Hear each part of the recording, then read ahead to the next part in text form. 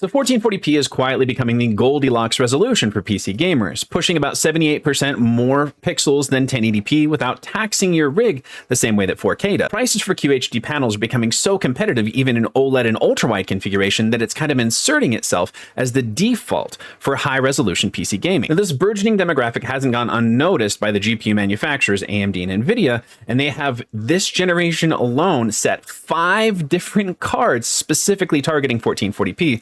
And this isn't even including the higher tier 9070 XT and 5070 Ti. I consider those more entry-level 4K cards with prices to match, so we're going to remove those from the list. So with 5 cards to choose from at a time where every penny in your PC budget counts, which is going to give you the best price performance?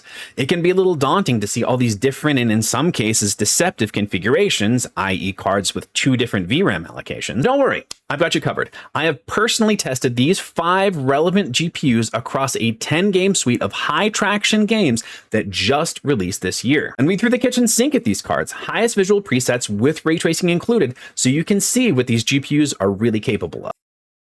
All right, 5 cards is a lot to get through, and if we try to go into the specs of each and every one, this video would be a lot longer than you'd want to sit through. So we're going to meet each one briefly before we get into what we really care about, the in-game performance. So firstly, we're going to meet the 9070 and 9070 GRE from AMD. Both models are ASRock Steel Legend, the GRE being the Dark Edition.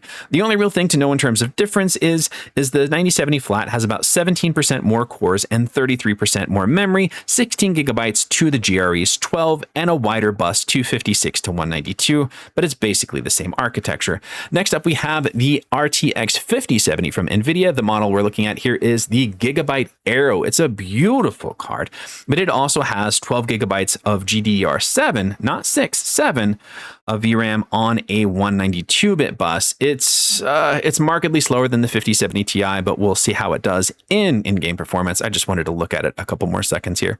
And then for our 2 shorties, our 60 class cards, we have the 5060 Ti from NVIDIA and the RX 9060 XT from AMD. The models we're looking at here are the Zotac Amp, not just Amp, not Amp Extreme, just Amp, and then the Power Color Reaper. All right, the 9070 comes out guns blazing here with a 33% lead over the RTX 5070, 98.3 frames per second above the 73.7 that the 5070 is able to muster. Even the GRE has a 13% lead with its 83.8 frames per second. This also makes it a 38% lead over both 60 class cards, which are tied at around 60 frames per second.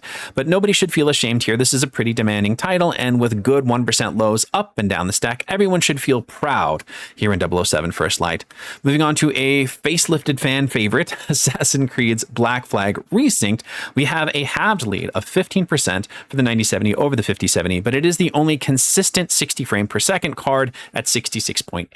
The 57.9 that the 5070 is able to produce ties it with the GRE and a small nod in the 1% lows to the GRE. This also is 34% faster than both the bottom 2 cards, which are hovering at around 43 frames per second and tied up here at 32 in the 1% low, so about what you'd expect of an Unreal Engine 5 title. It is halved again here in Crimson Desert for the 9070 as it manages an 8% lead over the RTX 5070. It's 81.7 leading the 75.5, and it's just a couple of frames ahead of the GRE's 72.4.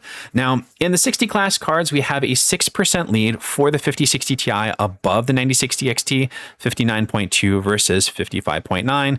1% lows are pretty tidy across the board, and nothing really stands out otherwise. Now, Death Stranding 2, the lead is halved yet again, just 4% for the 9070 over the 5070. 79.6 versus 76.5, and this is the first major lead we have for the 5070, 15% over the GRE. It's 76.5 above the 66.3. It's the biggest lead so far. 5060 takes a 5060 Ti takes a 12% lead over the 9060 XT, but I mean, it's 6 frames. It's 58.6 to 52.3, and 1% lows are about where you'd expect them. Here in Forza Horizon 6, there's a couple of things I want to point out, but namely the RX 9070 puts its foot back on the gas pedal and has an 18% lead over the RTX 5070, 104.8 up from 88.5. That 88.5 is good enough for a 10 frames per second lead over the GRE, and at 77.8, it. And then the 5060 Ti manages a 5% lead over the 9060 XT, but both cards are above 60 frames per second. So averages are all good up and down this particular stack. But there's one thing I wanted to draw attention to. So if we look at the 1% lows of the 16 gigabyte cards versus the 12 gigabyte cards, you don't even have to look at the numbers, just look at the bar graphs themselves. So nice and tight on the 9070, nice and tight on the 5060 Ti, and nice and tight on the 9060 XT. The 5060 Ti actually has better 1% lows than the GRE. And that is VRAM. There's no other explanation for it. Like the 5070 is a much faster card, but its 1% lows are basically the 5060 Ti's, and like that's with a narrower bus. So depending on the title, you should really consider VRAM going forward, especially where 1% lows and specifically microstutters are concerned. And over to GOTHIC 1 Remake. Oh my gosh, I love this game. It's so great to have just a banger aughts RPG completely remastered like this. I'm going to dive right back into it just as soon as I wrap up this video. But the RX 9070 comes up with a 13% lead over the 5070, and the GRE actually beats it as well. So 80.6 frames per second from the 9070, 71.4 out of the 5070, and 72.9 out of the GRE. The 5060 Ti loses to the 9060 XT by a few frames per second there, but it's a 30% difference between the 70 class and the 60 class card. So that's something to keep in mind, especially at the end when we start looking at price. Darkened streets of Gotham City, the RTX 5070 pulls its only upset of the night, leading the RX 9070 by 3% in the averages, but still loses out in the 1% lows. It bests the GRE by an impressive 28%, and the 5060 Ti also leads the 9060 XT by 6 frames per second and does have tidier 1% lows. The Lego universe seems to have not a favoritism, but it seems to perform a little bit better on Team Green cards, or it could also be just like the affinity of Gotham City and black leather jackets. There could be a phenomenon there. I don't know, but those are the numbers, and that is our first and only upset for the 5070. Heading on over to Neo 3, the 9070 regains its lead by 15%, 70.9 up for 61.6, and it's a really close race between the 5070 and the GRE, 61.6 and 58.7. This also leads the XT and the TI by about 25%. The NVIDIA card leads by a couple of frames, 46.8 up from 44.1, but they're pretty well tied up there. And this is another Unreal Engine 5 title, and we see pretty similar numbers up and down the stack. All right, leaping way into the future here into dad space, the 9070 leads the 5070 by about 18% with proportional 1% lows, 131.3 to 111.5. It's a pretty tight race between the 5070 and the GRE, and it's 108.9 frames per second, but all these cards are leading the 60 class by 20 frames or more. It bears saying that the 5060 Ti does lead this 9060 XT by about 8%, so 82.2 up from 75.8, but all of these provide really smooth experiences. The 1% lows never dip below 60 frames per second. All right, wrapping things up with Resident Evil Requiem, the RX 9070 leads the 5070 by 12%, 74.5 up from 66.4. The 5070 does hold an 11% lead over the GRE, and it's 60 frames per second, and we see about a 25% or more delta between the 70 class cards and the 60 class cards, who came in at 48 and 47.7 frames per second respectively. Now, there's a lot of data here, so we're going to do a quick averages against the cheapest unit available so we can see truly who the best price performer is. There's going to be some surprises. Brace yourself. Let's get into it. All right, so if we want to talk about just the outright best performer here, obviously RX 9070 just dominates all other cards. It leads the RTX 5070 by 14% while somehow costing 5% less. It's bonkers to think about, but it is the reality that we're living in. I have seen some sales on the 5070 that have it around that same $599 price point. This was just the lowest price I was able to find this morning. You could probably find it on a good sale at $599 or perhaps cheaper. The things to consider about these cards is, so the 9070 is becoming just skinnier and skinnier on shelves. It's more and more difficult to find it at this price point or at all. And once they sell out, we're probably going to see it come back here in a month or two with an increase by about 10 or maybe even 15% on that $599. This is what makes the GRE so appealing. So the 5070 is only 6% faster than the GRE, but it costs 26% more. And NVIDIA and all their board partners have come out just outright and said, hey, things are going to increase by 20 to 25%. And I don't see the 5070 being immune to that price increase. 5070 has been sitting on the shelves and it has surged over the big summer sales, getting it down to $549. People see that team green, they see a 70 class card, and it somehow made its way to the number 3 spot on the Steam survey for July of 2026. I have feelings about that. Of all the 70 class cards to make it to number 3 behind the 3060 and the 4060, to be the 5070, which barely, I don't even think in most cases doesn't outperform the 4070 Super, is now the number 3 card. It just kind of rubs me the wrong way. But the GRE is 25% faster than the 5060 Ti while costing 14% less. The 60 class cards are just don't, at this price point, like, don't get a 60 XT or a 60 Ti. Just they're much slower than the GRE, much slower, and they're either more expensive or they're like $10 less. The 5060 Ti, if we really want to like separate everything, it is 5% faster than the 9060 XT, but it costs 16% more as of today. So as you can see, the best price performer we have, if we were to like break it down, you got $500. That GRE is rock solid. That's the one. I do want to say there's reasons for it, and we'll get into that as we wrap things up. But yeah, if you got $600 to throw at a graphics card, it's the 9070, just outright. The 5070 is very popular. A lot of people love it. It's not a good price performer, and it's not just a meaningful upgrade from previous generation. GRE is a dark horse. it just is. But yeah, let's go ahead and wrap everything up. Well, congratulations, Universe, AMD, and Lisa Su. You have proven me wrong. The card that I dogged on in my last video happens to be the best price performer at 1440p. I have some thoughts here though. The reason it's the best price performer is because it's slotted at $499, and the reason it's slotted at $499 is because it did not sell at $549. This card just sat on shelves as soon as it was launched. If you look at any TechTuber's coverage of it, and then you look at the other videos around about the same time, it's getting half the views. No one was interested in the GRA. Like, there were pretty big names that had positive things to say about it, but like that they were shouting into the darkness. Nobody really cared about the GRE. So I think AMD had to do the AMD thing where they launched a card and then they rolled it back by $50. But at that price point, I can say that this is an attractive option. It is a cut down 9070, and while the 12 gigabytes of VRAM and the narrower bus are a little concern in terms of longevity. So like, if you want this card to be your 1440p card for the next 5 or even 10 years, that 12 gigabytes might be a concern. It would especially be a concern if you went with the 5070.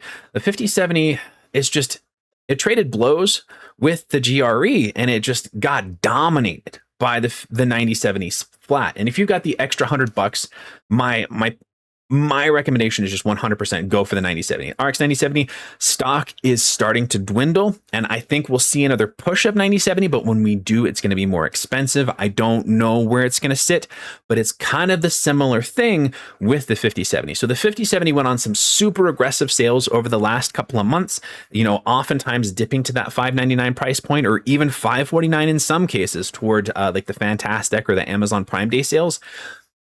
And like, they leveraged themselves into being the number 3 card in the July 2026 Steam survey behind the 3060 and the 4060. I have so many opinions on why that's so weird to me, but I don't want to spend a whole lot of time. It's just, I never would have thought that the 5070 would be the 70 class card that would make number 3. I mean, it's basically a 4070 Super with Blackwell technology, and that's it. It's an unimpressive card. I feel the same way about it that I did about the 4070 before the 4070 Super came out. It's just not an impressive card, and it was dominated by a card that is less, like costs less than it, and has cost less than it since launch. So I just, and maybe there were just a whole bunch of people who like went into comas after Jensen's keynote where he said 4090 performance for $549, and they woke up and they're like, I need a new GPU. I'm going to get a 5070 because of what Jensen said. I mean, stranger things have happened, but that's that. The NVIDIA mindshare is real. I've recently done some builds for friends, and they were more than willing to pay, I'm not kidding, $400 more for a comparable NVIDIA card over a Team Red card because there's a green sticker on the box. And I'm not going to dog on anybody who has their preferences. Everyone has their preferences. These cards do feel different. Like you can play on an AMD card and you can play on an NVIDIA card, and you notice, like, if you spend enough time, you're like, oh, this is green or this is red.